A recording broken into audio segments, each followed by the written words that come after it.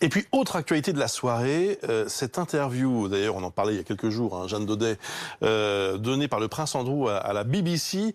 Finalement, on le disait, c'était un fiasco. Eh bien, il est éclaboussé dans l'affaire Epstein, je vais y arriver, fiasco total. Et aujourd'hui, le prince Andrew met fin à ses engagements publics. 19h ce soir, le compte Twitter officiel du duc d'York, Andrew, publie ce communiqué. Il est devenu clair pour moi ces derniers jours, écrit-il, que les circonstances de mes liens passés avec Jeffrey Epstein sont devenues une perturbation majeure du travail de ma famille et du mien. J'ai demandé à Sa Majesté si je pouvais me retirer du domaine public et elle a accepté. En fait, pour bien comprendre, Bruce, c'était sûrement la seule solution possible désormais pour le prince. L'incendie avait pris trop d'ampleur à Buckingham Palace depuis la diffusion de son entretien à la BBC où il avait tenté de se défendre, dont on avait parlé, face aux accusations qui pèsent sur lui dans l'affaire Epstein. Virginia Roberts, l'une des victimes présumées d'Epstein dans cette affaire, l'accuse de l'avoir forcé à des relations sexuelles, notamment un soir à Londres. Souvenez-vous de sa ligne de défense. Comme alibi, il a évoqué une sortie à la pizzeria avec sa fille pour un anniversaire.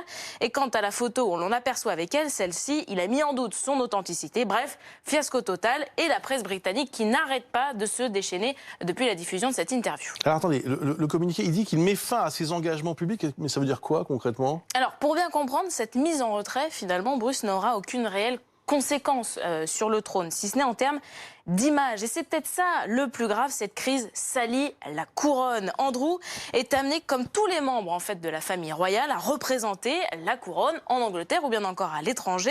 Il est aussi à la tête, le prince Andrew, d'une association pour entrepreneurs et pour les start-up dont plusieurs sponsors se sont déjà retirés. Depuis l'interview, notamment une banque ou un cabinet de conseil, c'est des gros sponsors. Le géant britannique des télécoms BT a lui menacé de couper tout lien avec un programme d'apprentissage du numérique dont le prince est parrain. Donc vous voyez, ça commençait vraiment à embarrasser tout le monde cette affaire. Tout ceci est maintenant terminé.